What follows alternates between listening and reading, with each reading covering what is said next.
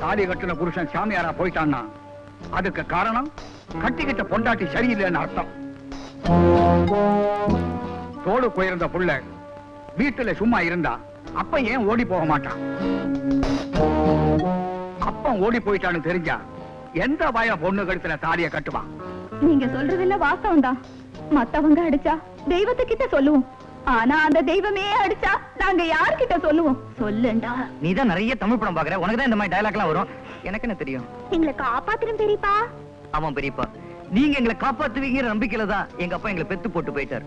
அவரோட நம்பிக்கையை வீணாக்கிறாதீங்க. நான் யாருடைய நம்பிக்கை வீணாக்க விரும்பல.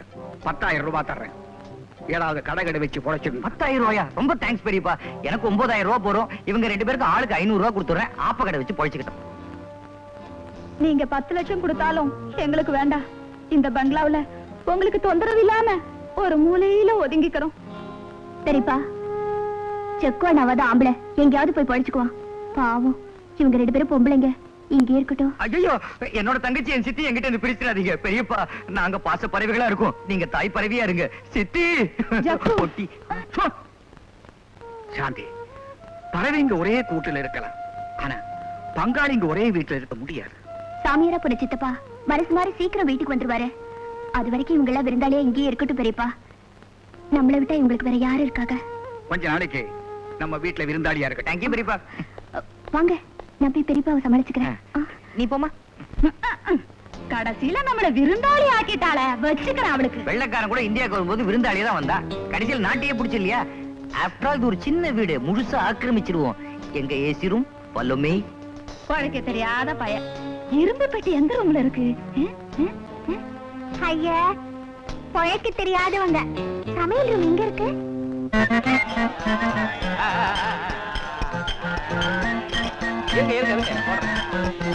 ஐயா, அம்மா, கண்ணில்லாத கபோதி தாயே, சார் ஏதாவது பிச்சை இருந்தா போடுங்க சார். போடத்தானே போறேன், பிச்சை இல்ல, உங்க பேட்டிய. பேட்டியா? யார் நீங்க? அணுகுண்டு பத்திரிகையோட நிருபர்.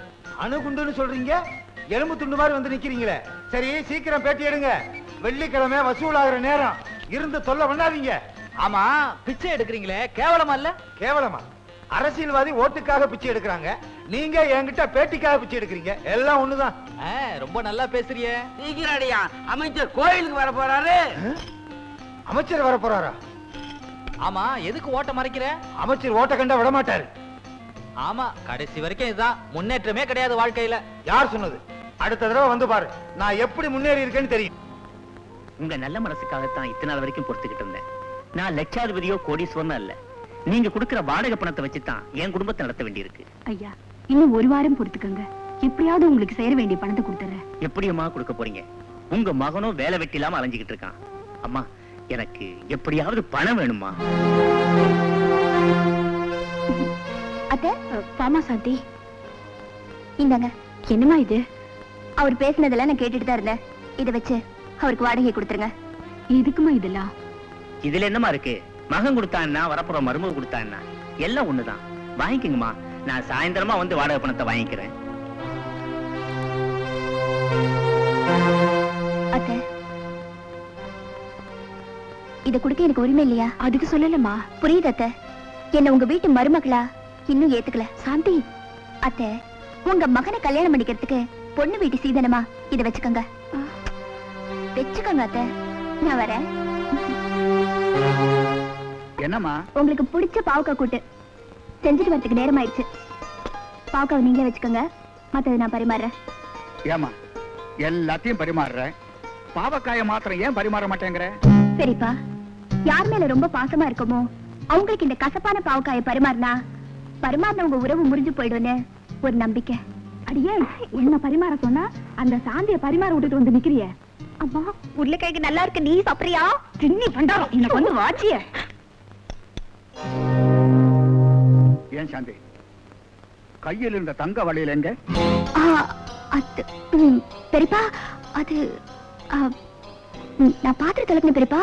அப்போ வளையல் லூசா இருந்தது, அதான் பீரோல கட்டி வச்சுட்டேன். பீரோவை பூட்டி தானே வச்சிருக்கிறேன். ஏன்னா இங்க 4-5 ஜீபூம்பா அறையுது. ஜீபூம்பாவா? அம்மா, பெரியப்பா உன் பேரை கரெக்டா சொல்லிட்டாரு. அடியே, உன்ன போய் நான் பெத்தனே.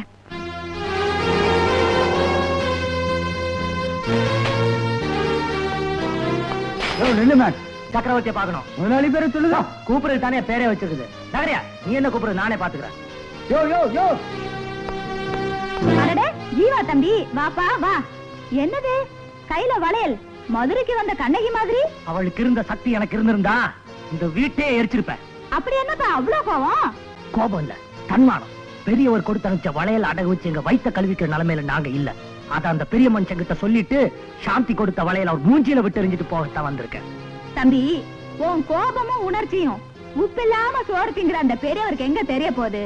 அந்த வளையல என்கிட்ட கூட நல்ல நறுக்குன்னு 4 கேள்வி கேட்டு அந்த ஆள் முகத்திலேயே விட்டறியறேன். ஜீவா ரொம்ப ரோஷக்காரன். இந்த வளையலுக்கெல்லாம் வளைய மாட்டான்னு சொல்லுங்க.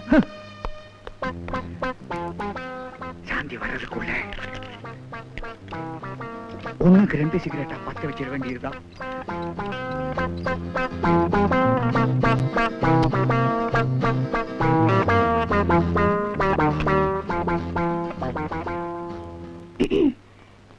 பெரியவங்க கிட்ட ஒரு முக்கியமான விஷயம் சொல்லணும். இத பத்தி? இந்த வளையல பத்தி. உனக்கு ஏது இந்த வளையல்? வந்து சொல்லு.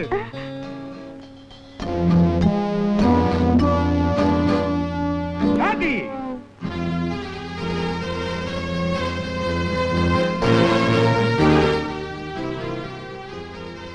என்ன பெரியப்பா? என்ன இது?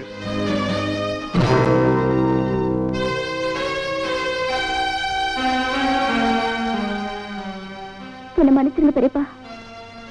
அத்தை பணம் இல்லாம கஷ்டப்படுறாங்கன்னு தெரிஞ்சு நான் தான் அந்த வழியில கொடுத்துட்டு வந்தேன். இருந்தாலும் பெரியவர்கிட்ட ஒரு வார்த்தை சொல்லி இருக்கலாம். தப்பு உண்மையில இல்லம்மா. பொம்மைய காட்டி புள்ளைய தூக்கிட்டு போக பாக்குறாங்க. ஆனா அது இந்த சக்கரவர்த்தி கிட்ட நடக்காது. அம்மா, தாயே, பிச்சை போடுங்க தாயே, கண்ணில்லாத கபோதி தாயே. என்னையா அது குரல் மட்டும் கேக்குது, வாய செய்யல. சீதத் ஐயா, அம்மா, கண்ணில்லாத கபோதி தாயே, பிச்சை போட்டீங்கன்னா நீங்க ரொம்ப நல்லா இருப்பீங்க தாயே. ஏயா வாய திறந்து பிச்சை கேட்க கூடாதா? இதுக்கு ஒரு பின்னணியா? வாயை திறந்தா வலிக்குது ஐயா, அதனாலதான் டேப் ரெக்கார்ட்ல பிச்சை எடுக்கிறோம். எப்படி நம்ம முன்னேற்றம்? ஆஹா, பிரமாதம். அண்ணே, சாப்பாடு. இப்பெல்லாம் வீடு வீடா போய் பிச்சை எடுக்கிறது இல்ல, ஹோட்டல் சாப்பாடு தான். டேய், அண்ணே. சிக்கன் 65, 75, 85 எல்லாம் கொண்டு வந்திருக்கியா? நான் கொண்டாந்துருக்கேன் அண்ணே. நிருபர 95 வந்து பாருங்க, நம்ம முன்னேற்றம் இன்னும் டாப்பா இருக்கும். பத்மநாபா, என் தங்கச்சி மேலே நான் எவ்வளவு பாசம் வச்சிருந்தேன்னு உனக்கே நல்லா தெரியும். அவ கல்யாணத்துக்காக நான் என்னென்ன ஏற்பாடுகள் எல்லாம் பண்ணினேன், எவ்வளவு பணம் செலவழிச்சேன். ஆனா அவ கல்யாணத்தன்னைக்கு எவன் கூடவோ ஓடி போயிட்டான். எதுக்குமே தலைவணங்காதனா அந்த அவமானம் தாங்காமே கூட விட்டு ஓடி வந்துட்டேன். வாழ்க்கையில எல்லாத்தையும் இழந்துட்ட எனக்கு இப்ப இருக்கிற ஒரே சாந்தி நம்ம சாந்தி தான். அவளையும் காதலுக்கு பலியாக்கி அடுப்புல நெருப்போடு நெருப்பா பொசுக்க நான் விரும்பல. சரி, ஓ இஷ்டப்படியே சாந்திக்கு ஒரு நல்ல இடத்துல மாப்பிளை பார்த்து கல்யாணத்தை முடிச்சிடுவோம். முடிச்சிடுவோம் இல்ல, முடிக்கிறோம்.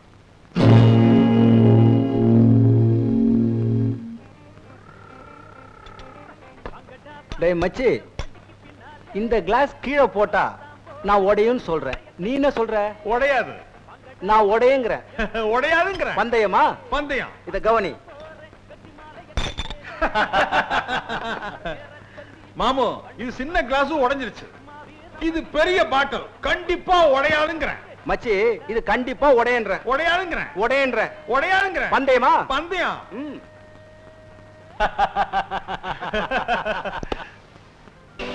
பங்கு, இப்ப நான் இவங்களை அடிப்பேன்ற. நீங்க அடிக்க மாட்டீங்கன்னு சொல்றேன். இல்ல, நான் அடிப்பேன்ற. இல்ல அடிக்க மாட்டீங்கன்னு சொல்றேன். பந்தயமா? பந்தயம். ஏய்,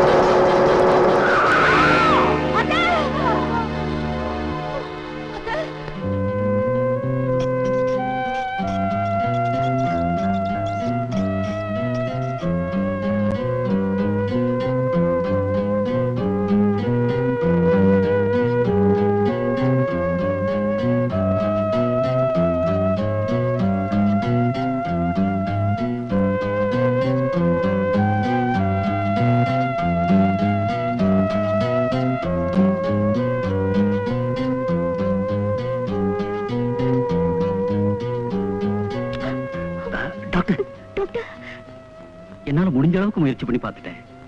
கேஸ் ரொம்ப சீரியஸா இருக்கு. ஒரு 1/2 hourக்கு முன்னாடி கொண்டு வந்திருந்தீங்கன்னா ட்ரை பண்ணி பார்த்துக்கலாம். உள்ள போய் பாருங்க.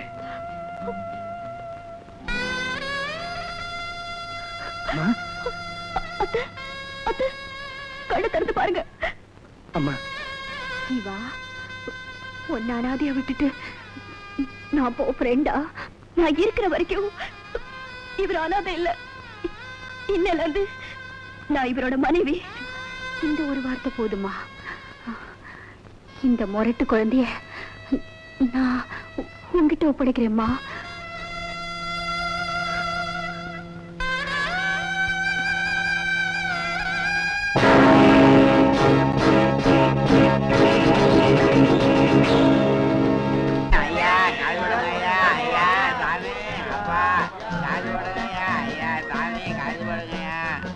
பெரியவர்களே, தாய்மார்களே, தோழர்களே, உங்களை நம்பித்தான் உங்க தொகுதிக்கு பிச்சை எடுக்க வந்திருக்கேன். என்ன காப்பாத்துங்க. சீக்கிரம் சாயந்தரம் 6 மணிக்குள்ள பிச்சை போடுங்க. விஜயகாந்த் நடிச்ச தென்பாண்டி சீமையில படம் பார்க்க போகணும். படம் ரொம்ப நல்லா இருக்கா. ஐயா, அம்மா, நிருபரே, எப்படி? ஆஹா, ரொம்ப முன்னேற்றம். நாட்டுல விஞ்ஞானம் வளர ஆரம்பிச்சிருச்சு. அதே மாதிரி நாங்க விஞ்ஞான ரீதியா பிச்சை எடுக்க ஆரம்பிச்சிட்டோம். இதே நேரத்துல நான் 3 கோவில்ல பிச்சை எடுத்துக்கிட்டு இருக்கேன். 3 கோவில் இல்லையா? அது எப்படி? நான் பிச்சைக்காரனை நடிச்சு ஒரு டிவிய கபாலீஸ்வரர் கோயிலுக்கு அனுப்பிச்சிருக்கேன், ஒரு டிவிய கருமாரியம்மன் கோவிலுக்கு அனுப்பிச்சிருக்கேன், ஒரு டிவிய காமாட்சி அம்மன் கோவிலுக்கு அனுப்பிச்சிருக்கேன்.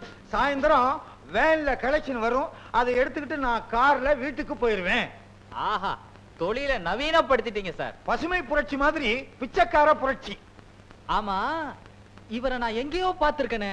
இவர் தனிக்கட்சி ஆரம்பிச்சாரு, ஒர்க் அவுட் ஆகல, இங்க வந்து செட்டில் ஆயிட்டாரு. ஆமா, அடுத்து உங்க திட்டம் என்ன? எலெக்ஷன்ல நின்னு பதவிக்கு வந்துருவேன், அப்ப வந்து பாருங்க. செகண்ட் சேனல் பாக்குறீங்களா? செகண்ட் சேனல்ல என்ன இருக்கு? எல்லாம் இருக்கிறது தான், வேற என்ன புதுசா இருக்க போகுது? அம்மா பசிக்குதே, தாயே பசிக்குதே, பாலும் பழமும் வேண்டாம் தாயே, புரட்டா மட்டும் போட்டால் போதும். என் தங்கச்சியால எனக்கு ஏற்பட்ட தலைகுனிவேன். சாந்தியாவது நிமிர செய்வான்னு நினைச்சேன். ஆனா அவளோ என் கௌரவத்தை மண்ணோட மண்ணா புதைச்சிட்டு போயிட்டாளே. சரிப்பா, தட்டு நிறைய ஸ்வீட் கொண்டாந்துருக்கேன். உங்களுக்கு வேணுங்கிறத எடுத்துக்கங்க, நான் அப்புறமா சாப்பிட்டுக்கிறேன். உங்களுக்கு ஸ்வீட்டா பிடிக்கும்ல?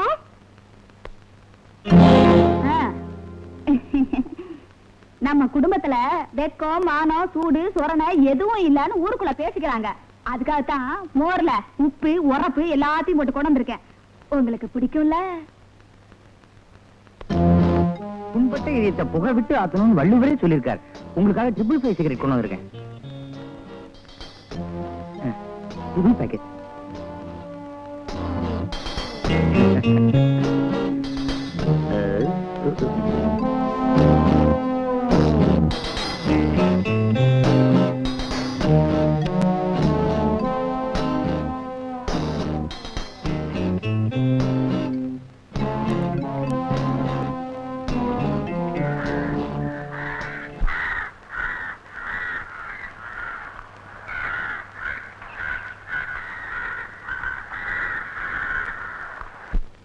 இனிமே யாரும் என்னை எதுவும் கேட்க கூடாது.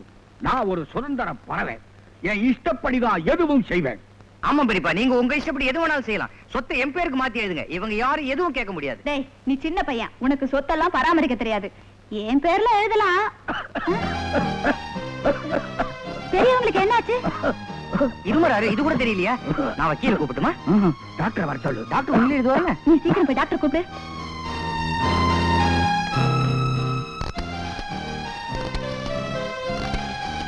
மறுபடியும் சிகரெட் ஆரம்பிச்சிட்ட மாதிரி தோணுது. உடம்பு நார்மலா தான் இருக்கு. எதுக்கு கவலைப்படுறீங்க? திடீர்னு நெஞ்சு வலிக்கிற மாதிரி இருக்கு. அதுக்கு காரணம் சாந்தி தான். நான் நினைக்கிறேன் அவளை பத்தி கொஞ்ச நாள் நினைக்காம இருந்தா நல்லா இருக்கும். மருந்து கொடுத்து அனுப்புறேன், ரெஸ்ட் எடுத்துக்கங்க. நான் வரேன். பெரியவங்களுக்கு உடம்பு எப்படி இருக்கு டாக்டர்? பெரியவர் டாக்டர் கண்ணாடியை கைட்டிட்டார். இனிமே பெரியப்பா பிழைக்க மாட்டார், செத்துரு. இல்லப்பா, கண்ணுல கொஞ்சம் தூசி. டாக்டர் எங்ககிட்ட எதையும் மறைக்காதீங்க. எங்களுக்கு ரொம்ப ஸ்ட்ராங்கான இதயம். உறவுக்காரங்களுக்கு எல்லாம் தந்தி கொடுத்துட்டுமா? அடே, நமக்கு சொந்தக்காரங்க நிறைய பேரு. சொல்லி அனுப்பி மாளாது. தினத்தந்தியில முழு பக்க விளம்பரம் கொடுக்கணும். தினத்தந்தில முழு பக்க விளம்பரமா? ஏன் பாடல் பதிவுடன் ஷூட்டிங் ஆரம்பம் கொடுக்க போறியா? சும்மாரு. டாக்டர், உறவுக்காரங்களுக்கு எல்லாம் கொஞ்சம் பொறுப்பா. உங்க பெரியப்பா ரொம்ப ஸ்ட்ராங்கா இருக்காரு.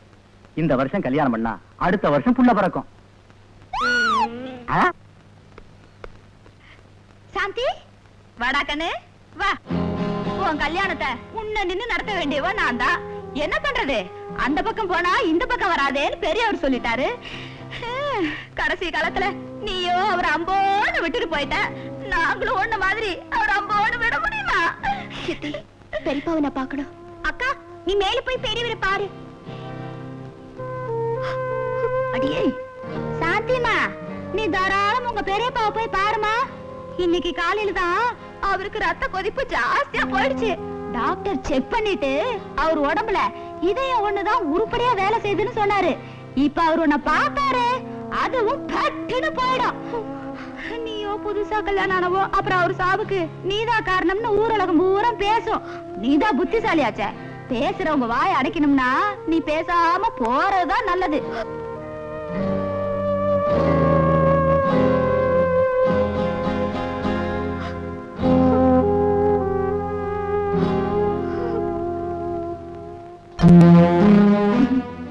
பெரியவங்க மன்னிக்கணும்.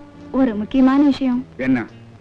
பெரியவங்க பேச்ச கேட்காம ஜக்கு அனுப்பி சாந்திய கூட்டிட்டு வர சொன்னேன். பெரியவங்க கிட்ட அவங்க ஆசீர்வாதம் வாங்கிக்கிட்டுமேன்னு தான்.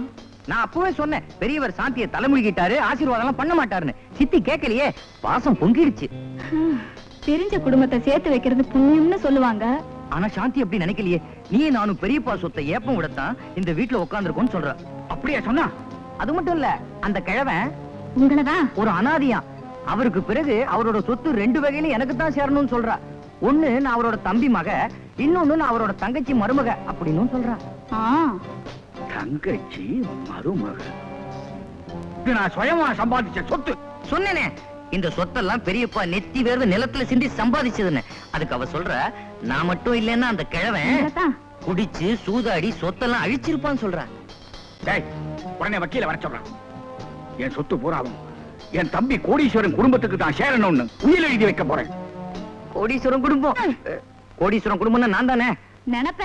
டேய், உங்க அப்பங்கிட்ட தலையை குனிஞ்சு தாலியை வாங்கிட்டவ நான் தான். நான் கூட தான் குனிறேன், தாலி கட்ட மாட்டேன்ட்டாரே. சும்மா இருடா, முதல்ல சொத்து நம்ம கைக்கு வரட்டும், அப்புறம் பாத்துப்போம். கொன்னுடுவோமா? அடே, பேச்சுக்கு சொன்னேன். எல்லாமே உனக்கு அவசரம் தான். உன் அவசரம் தான் உன்னை இந்த நிலைமைக்கு ஆளாக்கிடுச்சு. உண்மையிலேயே நீ ஒரு அனாதை. இப்போ உனக்கு இருக்கிற ஒரே ஆதரவு உன் பணம் தான். அதையும் நீ சுத்தி இருக்கிற இந்த அலிபாபா கோஷ்டி கிட்ட இழந்துட்ட, நீ அவ்வளவுதான். முதல்ல நீ படுக்கையை விட்டு எந்திரி. ஊட்டி எஸ்டேட்டுக்கு என் கூட வா. அங்க போய் உயில யார் பேர்ல எழுதுறது, எப்படி எழுதுறதுன்னு நாம பேசி முடிவு பண்ணிக்குவோம்.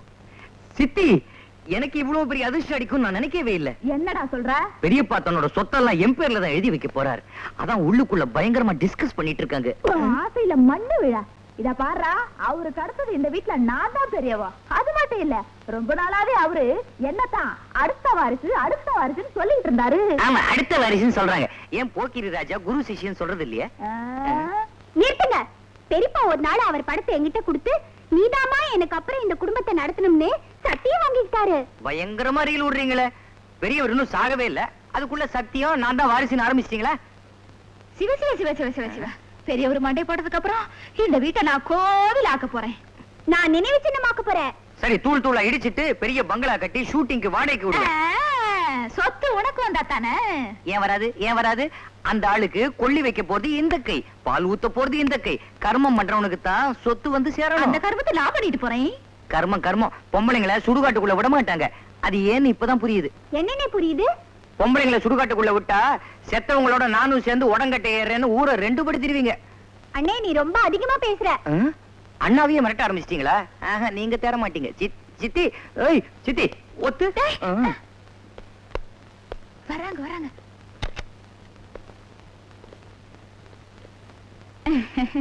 குருவி தலையில பணங்காய வைக்கிற மாதிரி எல்லா சொத்தையும் என் பேர்ல எழுதிடாதீங்க. எனக்கு வேண்டாம். கரெக்ட். 1000 தான் இருந்தாலும் சித்தி ஒரு பொம்பளை, இழகின மனசு. சொத்தெல்லாம் தான தர்மம் பண்ணி அழிச்சிருவாங்க. அதனால உங்க விருப்பப்படியே சொத்தெல்லாம் என் பேர்ல எழுதுங்க. நான் ஒரு வழி பண்ணிடுறேன். நீங்க கவலையே படாதீங்க. அவர் இன்னும் சொத்தை யார் பேர்லயும் எழுதல. ஏன் பேனா இல்லையா? ஏனோ தானோன்னு பேசப்படாது. சொத்து விஷயமா அவ்வளவு சீக்கிரம் ஒரு முடிவுக்கு வர முடியாது. அதுக்குதான் நான் வக்கீலோட கலந்து பேசிட்டு இருக்கிறேன். இன்னைக்கு நான் ஊட்டிக்கு போறேன். வர்றதுக்கு 1 வாரம் ஆகும். அது வரைக்கும் வீட்டையெல்லாம் ஒழுங்கா பாத்துக்குங்க. நீங்க கவலைப்படாம போங்க. அது வரைக்கும் இந்த வீட்டை நான் யாருக்கும் விற்க மாட்டேன். சும்மா இருடா. நீங்க பத்திரமா போயிட்டு வாங்க, நான் பாத்துக்கிறேன். வேலாயுதம் ஒட்டியெல்லாம் எடுத்த கார்ல வை. பெரியப்பா டாடா. டாடா. பாய். அண்ணே, அம்மா, பெரியப்பா சொத்தெல்லாம் உங்க பேருக்கு எழுதி வைப்பாருன்னு நினைச்சீங்களா? அவர் ஊட்டிக்கு போனதும் என் பேருக்கு தான் எழுதி வைப்பாரு. அவருக்கு அடுத்த வாரிசு நான் தான். ஏய், என்ன பால்கனியில் ஏறி நின்னுட்டு வாரிசு கிரிசுன்னு பேசுற? இறங்கி வா.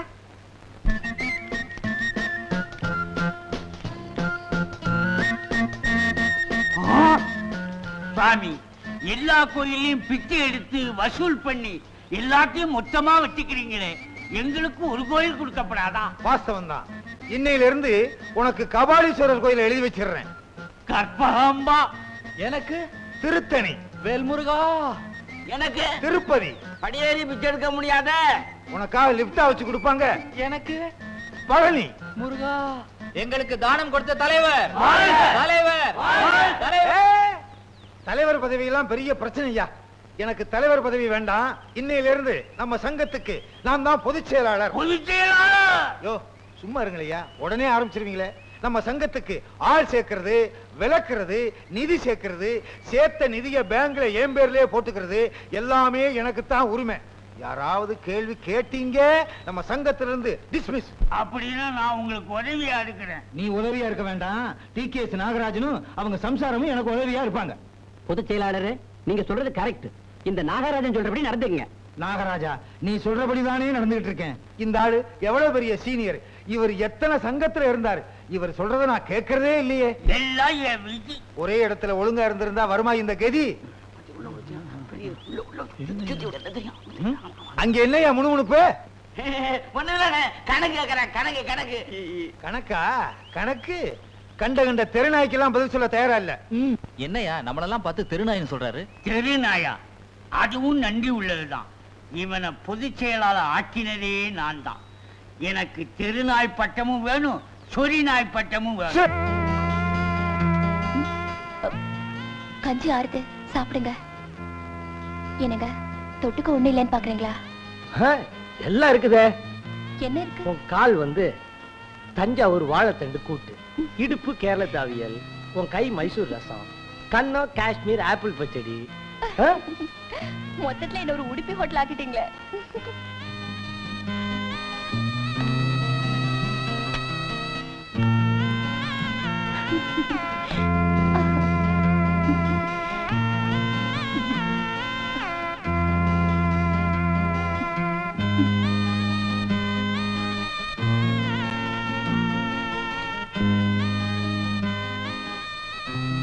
என்னங்க? சாந்தி, பொண்டாட்டியோட அரை வயித்து பசியை கூட தீர்க்க முடியாது எனக்கு. இந்த சுகம் தேவையா?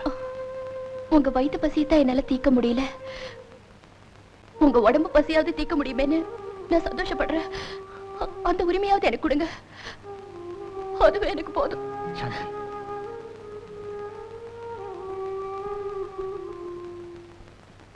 ஜூலி, உனக்காக லாக்கரையே உடைக்கிறேன். என்ன லாக்கர் சாவியா, சைக்கிள் சாவியா? டேய் தரடா. டேய் ஓய் ஓய் ஓய், பண்ணிட்டு இருக்க? எந்த சாவியும் சேர மாட்டேங்குது. அதனால உடைச்சு திறக்க போறேன். உடைக்க போறியா? நிஜமா? சத்தியமா உடைக்க போறியா? சத்தியமா. உடைச்சேனா எனக்கு ஒரு 2000 ரூபாய் கொடுடா. எனக்கு இப்படி ஒரு சித்தி. அண்ணே, எனக்கு ஒரு 1000 ரூபாய் கொடு, வேர்க்கல்ல வாங்கணும். 1000 ரூபாய்க்கு வேர்க்கல்லையா? நீ தின்னே குடும்பத்தை அழிக்க போற. ஹெல்ப் பண்ணுங்க. என்ன அவல குரல்? அவன் வேற உள்ள வந்துட போறான். கொஞ்சம் இருங்க. சக்கரவர்த்தி நானும் கார்ல போய்கிட்டு இருந்தோம். மலைப்பாதையில காரை வேகமா ஓட்டாதேன்னு அவன் கேட்கல. விளைவு, ஒரு வளைவுல பிரேக் சரியா பிடிக்கல, காரு ஸ்கிட் ஆயிடுச்சு.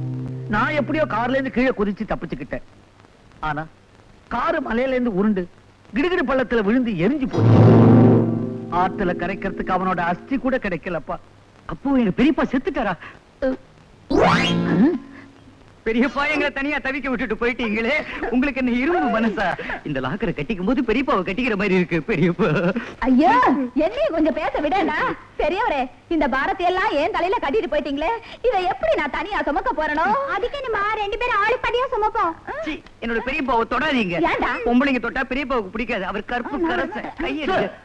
ஏன் இப்படி சத்தம் போடுறீங்க? வக்கீல் சார் வாங்க, உங்களுக்கு விஷயம் தெரியுமா? எங்க பெரியப்பா செத்துட்டார். ஆ? சீ, அந்த மேட்டரை சொன்னதே நான் தான். அவர் உயிரை எழுதி வச்சுட்டு போயிருக்காரு. வாங்க படிக்கிறேன். வாங்க. ஐயோ பெரியப்பா, நம்மள பிரிக்கிறாங்க பெரியப்பா. அம்மா அம்மா, என்ன டிரைவர்? ஐயா ஊட்டிக்கு ரெஸ்ட் எடுக்க போனாங்க இல்லையா, ஆமா. கார் ஆக்சிடென்ட்ல இறந்துட்டாங்கம்மா.